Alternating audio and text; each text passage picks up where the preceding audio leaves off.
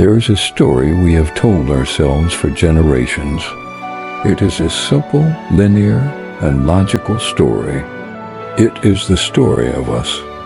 It begins with the invention of agriculture, the agricultural revolution. For the first time, humanity could produce a surplus of food. This surplus allowed us to abandon our nomadic hunter-gatherer existence and settle down. From these settlements grew the first villages, then the first cities.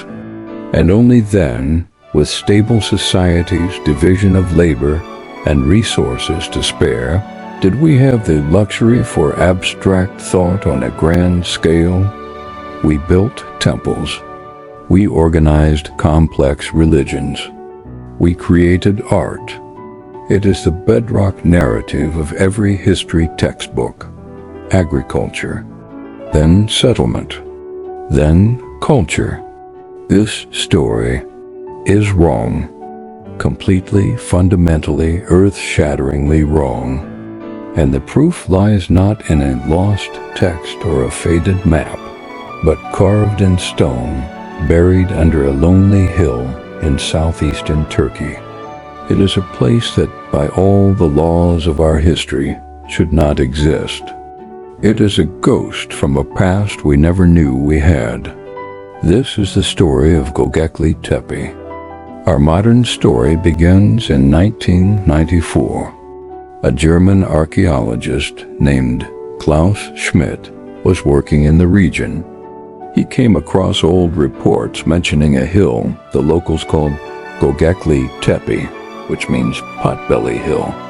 Previous archaeologists had noted the presence of limestone slabs on the hill, but had dismissed them as nothing more than the remnants of a forgotten medieval cemetery. They saw stones and moved on. But Schmidt saw something different. He felt a pull. He had a hunch that this place was far, far older. He decided to take a closer look. What he began to uncover was not a graveyard. It was a forest of stone, a breathtaking megalithic complex of massive T-shaped pillars arranged in great circles. The pillars were enormous, some reaching over 5 meters in height and weighing up to 15 tons. They were carved with a stunning and savage menagerie of beasts, snarling foxes, venomous snakes, spiders, scorpions, and menacing wild boars. The artistry was exquisite, the scale monumental, and as the carbon dating results came back, a shiver must have run down the spine of every archaeologist on the planet. The site was 12,000 years old. Let that number sink in for a moment. 12,000 years. This is a date so ancient it is difficult to comprehend. Göbekli Tepe is more than 6,000 years older than Stonehenge. It is 7,000 years older than the pyramids of Giza. It was built in a time before writing, before the wheel, before pottery. It was built so long ago that its construction is closer in time to the last ice age than it is to the founding of Rome. This was a world we thought of as primitive, populated by small, scattered bands of hunter-gatherers, living hand to mouth, their only concerns being the next meal and the changing of the seasons. And yet here was a structure that would be a challenge to build even today. This is the first great paradox of Göbekli Tepe. Who built it? The answer is as shocking as its age. It was built by hunter-gatherers, people who had no permanent homes, no domesticated animals, no metal tools. How could people living on the ragged edge of subsistence organize themselves to quarry, transport, and intricately carve hundreds of multi-ton stone pillars? A project of this magnitude would have required a huge coordinated workforce drawn from a wide area. It would have required leadership, planning, and, most importantly, a massive food surplus to feed the builders for months, if not years on end. This is a level of social organization that we simply did not believe was possible for hunter-gatherers. It turns every model of our prehistoric development on its head. This leads to the second and even more profound mystery. Why was it built? As Schmidt and his team excavated circle after circle, they noticed something strange. There were no signs of a settlement. No hearths for cooking, no domestic rubbish pits, no houses. The animal bones found were all from wild species. This was not a place where people lived. This was a place where people came to worship. This was, without a doubt, a temple. The world's very first temple. And here is the revolutionary idea that Göbekli Tepe forces us to confront. The idea that Klaus Schmidt himself championed until we had the story backward.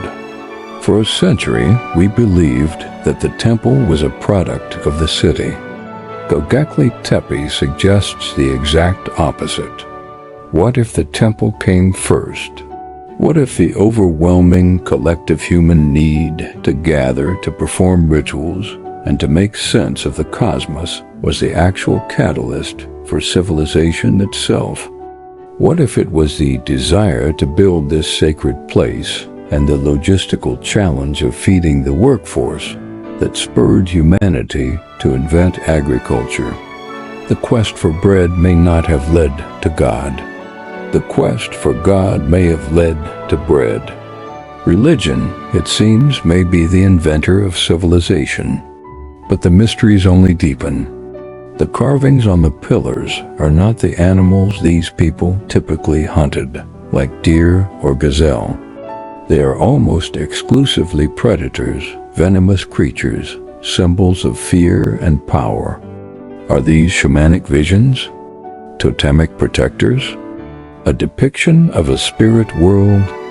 One of the most intriguing pillars, the so-called vulture stone, depicts a headless human figure alongside a vulture. Some researchers, controversially, have interpreted the carvings on this stone as an astronomical map, a snapshot of the sky marking a catastrophic comet impact that triggered the Younger Dryas Ice Age around 10,950 BC. Did a cosmic event inspire the construction of this site as a memorial or perhaps as an observatory to watch the vengeful skies? And then perhaps the most bizarre twist in the tale of Göbekli Tepe. After being used for over 1,000 years, the site was deliberately, painstakingly, and completely buried. Around 8,000 BC, its creators filled every circle with millions of tons of earth, flint, and animal bones, entombing their own masterpiece under a man-made hill. Why would a people bury their most sacred creation? Was it a ritual act, putting a sleeping god to rest? Was it to protect it from some perceived threat? Or did it represent a profound cultural shift, a moment when a new way of thinking emerged and the old gods, the old rituals of the hunter-gatherer world needed to be permanently put away, buried so that humanity could move on? It is an act of closure on an epic civilizational scale. Göbekli Tepe is not just another archaeological site. It is a time capsule from the dawn of the human mind. It is a Rosetta Stone for the birth of belief. It tells us that our ancestors were not the grunting primitives of our imagination, but complex beings driven by the same powerful urges that drive us today: the need for community, the desire to create beauty, and the profound, desperate hunger to find our place in the universe. It proves that the human revolution was not agricultural, but mental. It began not with a seed planted in the earth, but with an idea planted in the mind. The silent, watching stones of Göbekli Tepe have been asleep for 10,000 years. We have only just begun to wake them, and they are rewriting the story of us with every grain of dust that is brushed away.